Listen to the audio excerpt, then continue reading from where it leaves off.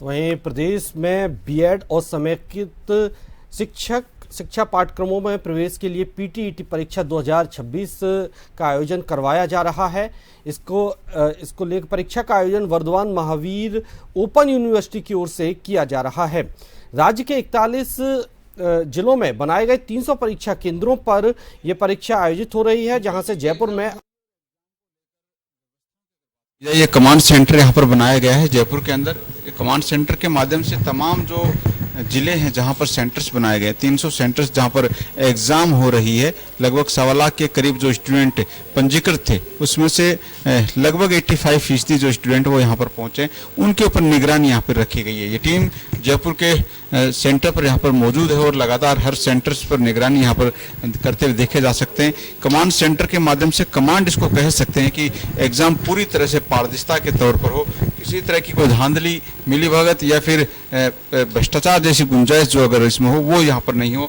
लगातार हम देख रहे हैं कि पेपर लीक की घटनाओं के बाद में स्टूडेंट भी परेशान है और सरकारों के लिए भी एक चैलेंज बन गया था कि आखिरकार एग्जाम किस तरह से पारदर्शी तरीके से करवाई जा सकती है। और उसी को देखते हुए वर्धमान कोटा ओपन ने यहाँ पर एक पहल की, इस कमांड सेंटर की स्थापना की ताकि पारदर्शिता के तहत एग्जाम यहाँ पर करवाई जा सके। कुलगुरु हमारे साथ में बेल वर्मा जी, आपने ये जो पहल की है, सबसे पहली बात की एंट्रेंस जो दी है अभ्यर्थियों को, बायोमेट्रिक उपस्थिति, किस तरह से उपस्थिति आपने देखी, फोटो मिलान वहाँ पर किया गया? जी हाँ, जैसा आपने देखा होगा कि विद्यार्थी को 7:30 से प्रवेश दिया जा रहा है और 8:30 पर वो प्रवेश आपका द्वार बंद कर दिया जाता है। उसके पश्चात राजस्थान सरकार के पुलिस डिपार्टमेंट के माध्यम से जो पुलिसकर्मी हैं उनके द्वारा उनकी चेकिंग की जाती है।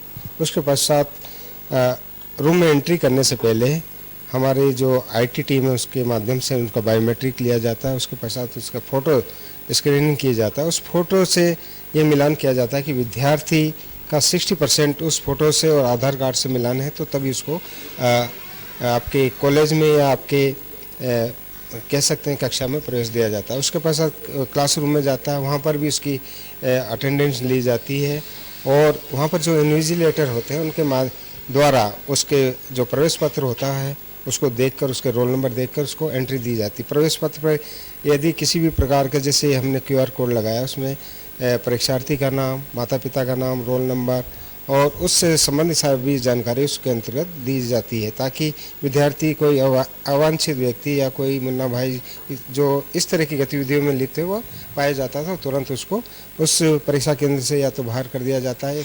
इस तरह से आपने देखा होगा इस प्रकार की जो घटना वो प्रवेश द्वार पर ही पूरी कर ली जाती, तो ये ऐसी कोई संभावना नहीं बनती कि वो। आज की अगर एग्जाम की बात की जाए, फोटो मिलान आप लोगों ने की, कहीं कोई प्रॉब्लम्स आई, किसी का मैच नहीं किया हो 60% फोटो, वहाँ पर कोई अभ्यर्थी ने फोटो दिखाई हो या फिर कुछ दिक्कतें वहाँ पर आई? ऐसा कोई प्रकरण हमारी जानकारी में नहीं है। सभी विद्यार्थी जो जिन्होंने 7:30 से लेकर 8:30 तक प्रवेश किया है उनको प्रवेश दे दिया गया है और विधिवत रूप से सुचारू रूप से परीक्षा चल रही है।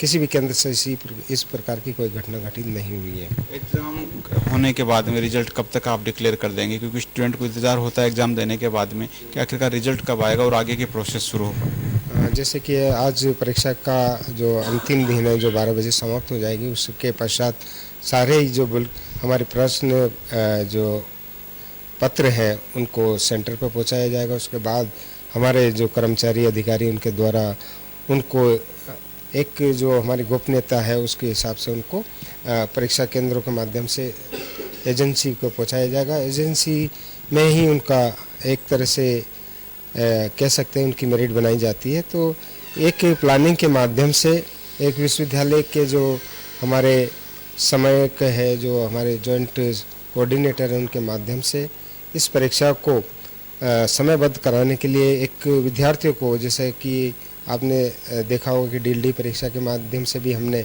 विद्यार्थियों को एक की परीक्षा जारी की थी। उसमें जो भी विद्यार्थियों की जो ग्रीवेंस थी, परिवेदना थी, उस परिवेदनाओं को स्वीकार करते हुए हम उनमें सुधार करते हैं। DLD परीक्षा में किसी भी प्रकार की कोई परेशानी नहीं थी तो उसका तुरंत हमने रिजल्ट निकाल दिया गया। लेकिन PTT में भी किसी विद्यार्थी के द्वारा कोई परिवेदना दी जाती है, कोई प्रश्न पत्र सिलेबस से कठिन आया हो या सिलेबस के अकॉर्डिंग नहीं है, किसी भी त्रुटि से रह गया, तो उसको एक तरह से सुधार करते हुए उसके बाद उसका रिजल्ट डिक्लेयर किया जाएगा और लास्ट में उसकी एक आंसर की जो फाइनल आंसर की है वो प्रसारित की जाती है। उसके पश्चात फिर हम रिजल्ट डिक्लेयर करते हैं और जो भी मेरिट में विद्यार्थी आएंगे उनको प्रवेश दे दिया जाएगा। एक आखिरी सवाल आपसे, आप कुलगुरु हैं, हम देख रहे हैं लगातार इस शिक्षक भर्ती को लेकर उपस्थिति या फिर कहा जाए कि इंटरेस्ट कम नज़र आ रहा है। 1 लाख से अधिक सीटें हैं, लगभग उतने स्टूडेंट जो है परीक्षा में बैठ रहे हैं। ये माना जा सकता है कि जितने अभ्यर्थी उतनी सीटें यहाँ पर मौजूद हैं। क्या वजह मान रहे हैं? क्या स्टूडेंट का माइंड डाइवर्ट हो रहा है या फिर शिक्षक भर्तियों में कम पद पर भर्ती निकल रही है, वो कोई रुझान यहाँ पर हो सकता है? इंटरेस्ट कम क्या है? ये तो प्रेस के माध्यम से भी आप सब समाज को जानकारी देते हैं कि वर्तमान समय में सरकार के द्वारा भी नियुक्तियों की जो प्रक्रिया है वो काफ़ी लंबित पड़ी हुई है। तो ऐसे में विद्यार्थी जो कई वर्षों से इस परीक्षा को पास करके बैठे हुए हैं, शायद मेरे हिसाब से उनको रोज़गार के कम अवसर उपलब्ध हो रहे हैं। इसी के आधार पर लोगों का रुझान कम हो रहा है और इस रुझान के कई कारण हो सकते हैं कि कोई भी विद्यार्थी होता है तो समय पर अपना रोज़गार चाहता है, तो ऐसी स्थिति में तुरंत उसको रोज़गार मिले, डिग्री का प्राप्त करने के बाद रोज़गार मिलने की ज़्यादा संभावना होगी तो निश्चित रूप से वो ऐसी परीक्षा के प्रति अपना एक रुझान दिखाएगा। ये 2-3 कारण हो सकते हैं जिसके कारण परीक्षार्थी अपना इस परीक्षा में एक तरह से कम भाग ले रहे हैं। लेकिन परीक्षार्थी जो जैसा कि आपको मालूम है कि सरकार के द्वारा 1,07,000 सीट्स इसमें दी गई है, तो उससे ज़्यादा अभ्यर्थी यहाँ पर आपके आज परीक्षा दे रहे हैं। तो ऐसा मानना है कि परीक्षार्थियों की संख्या तो कम नहीं हुई है लेकिन रुझान ज़रूर कम हुआ है और ये परीक्षा निश्चित रूप से एक जो इस प्रवेश परीक्षा में जो विद्यार्थी सम्मिलित हो रहे हैं लेकिन उनको एक जो सेलेक्ट कॉलेज उन्होंने किया वो निश्चित रूप से उनकी मनपसंद का मिल सकेगा, ये मेरी उम्मीद है। तो बिल्कुल सही कह रहे हैं।